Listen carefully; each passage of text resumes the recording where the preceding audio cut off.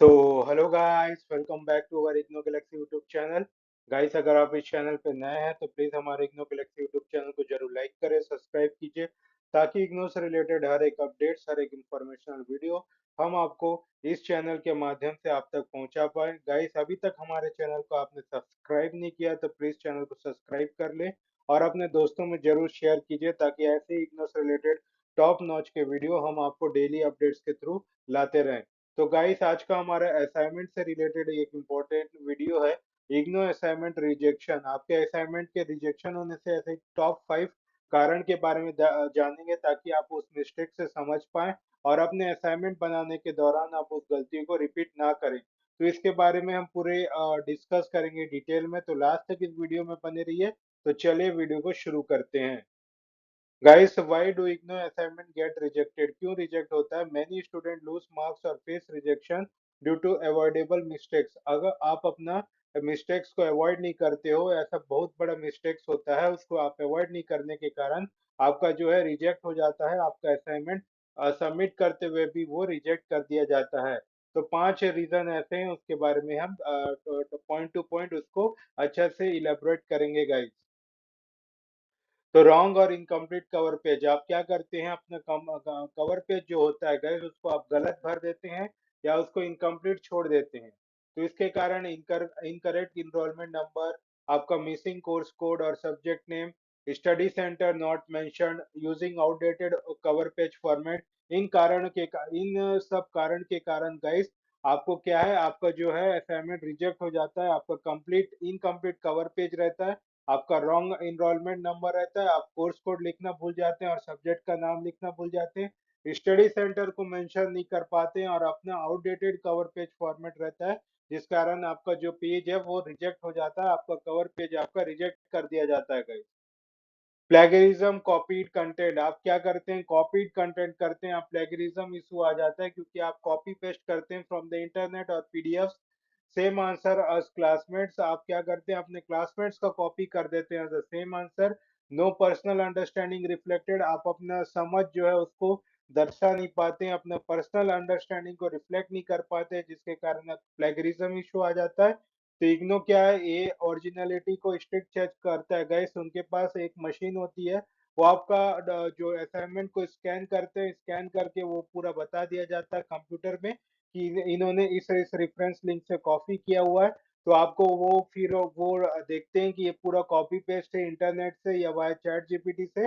तो फिर उसके बाद क्या करते हैं, आपका प्रोजेक्ट जो है कैंसिल कर दिया जाता है गाइस, प्लेगरिज्म इशू लगा दी जाती है। तो इसलिए अपना सूझबूझ, अपना दिमाग का भी यूज करके आपको अपना असाइनमेंट बनाना पड़ता है guys. It is very mandatory. You should not copy paste from the others.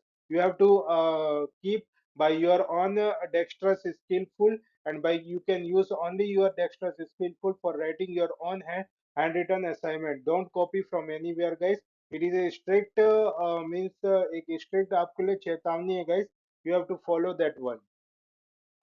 Next one is the not following the question paper. You are not following the question paper means you are writing the question and answer of the jumbled ones. You are not writing in the appropriate one. You are writing in the skipping questions. Means आप क्या करते हो guys, जो jumbled करके लिखते हो, पहला question लिखते हो, फिर पांचवा के बाद अपन आठवां, ऐसा करके लिखते हो। This is not the correct manner. You have to write that all the questions in a appropriate in the serial wise manner. आपको सीरियल वाइज तरीके से पहला क्वेश्चन, दूसरा क्वेश्चन, ऐसे अकॉर्डिंगली आपको चलना होता है। आप उसके में जंबल नहीं कर सकते, एक क्वेश्चन लेके आठवां क्वेश्चन में उतर जा रहे हो, फिर पांचवा, ऐसा करके you should not write in the jumbled way. You have to write in the appropriate, in the that order that is given in the serial wise. You have to follow that one. Do not okay guys, don't write in that one and skipping question. Many students are there, they are skipping the question और skip करते हैं question को मतलब कुछ question को छोड़ देते हैं और जमा कर देते हैं। तो ऐसा नहीं करना पड़ेगा। जितना 10 क्वेश्चन दिया हुआ है, you should have to make the 10 question. Writing answer not ask.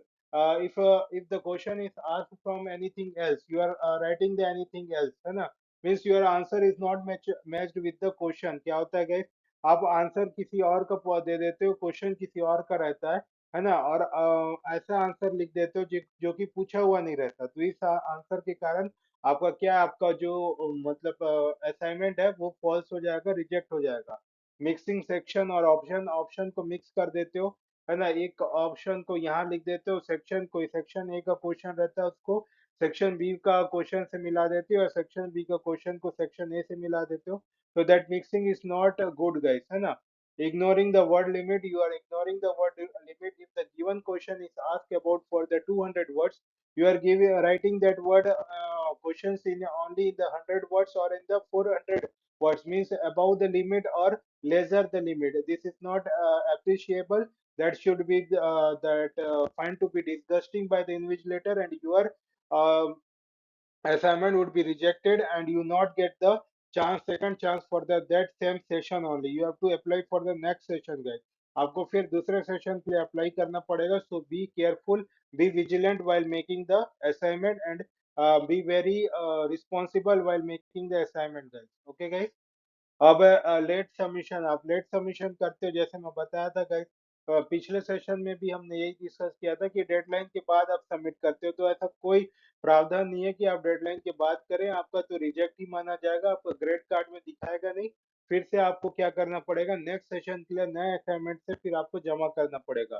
तो missing the assignment deadline is not good, you have to complete that assignment in before the deadline as earlier as possible। and confusion between June and December session, मैंने इसके बारे में video भी बनाया guys, क्योंकि आपका अभी जो जून टर्म एंड एग्जामिनेशन चल रहा है गाइस, तो आपको है ना इसके पहले ही आपको इसके पहले भी जितने भी मंथ आएंगे उसमें आपको अपना जो है असाइनमेंट सबमिट करना पड़ेगा। आपको जो मार्च हो गया या अप्रैल हो गया, उस डेट के last date of the March you can say, and the first week of the April you can say, in that session only you have to submit your assignment then।